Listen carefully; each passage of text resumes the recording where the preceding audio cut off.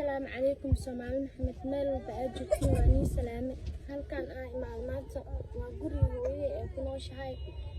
محلاي waxaan jeclay iska xaalad jirto inaan isoo bandhiisa garab isiisiin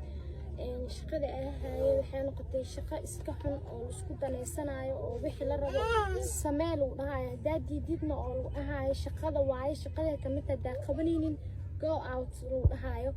ani midaas uu dhacday markii Nairobi aaday anoo dabaalnay markasta Xasan Toob oo inuu dabaaliga duuba darka uu dhagay Xasan Toob iga dhaafa dhahay hoodiida shaqada kamid tahay oo dhahay hooyadii oo soo wacay gabadhaada inay shaqaysto way diidan tahay oo dhahay hooyadii la soo hadashay aan warkeed waa qaatay wixii Soomaali dhaawaa sameeyay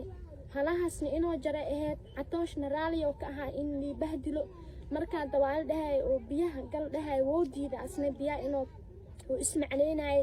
halahaas jaraan dhahay moona soo jirin oo ku soo dhaxday awlaadiisa oo ka arka insha Allah awlaad uu qaba gabdho uu qaba Xasan Toob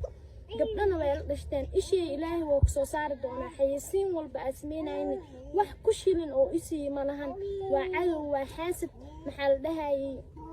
xaqiigo cunay hooyadii waatana iska maskiina buushkaana iskaga nooshahay bishii waxa ku shaqeyn jiray $100 bis $100 ani hataa ku shilay igama soo hareynin waalidka $80 siinaa $20 saar aniga ka sacaano oo gadanay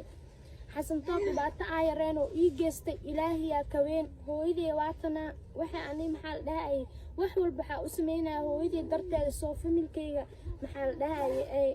ilmaheena waxay cunaan ee u helaan wax walba maanta adduunka qaali oo noqday anina waa awoodi waayay intaas ka badan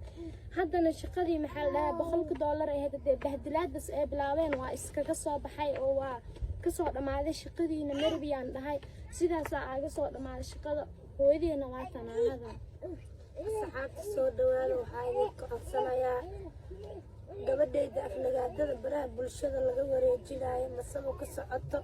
inay wax raalli ka ahayn ay ahayn waxaa waaye ninaa ku danaysanay ninaa ku shaqaysanay waxay taqaana ma laha meelay ka bixaysa ma laha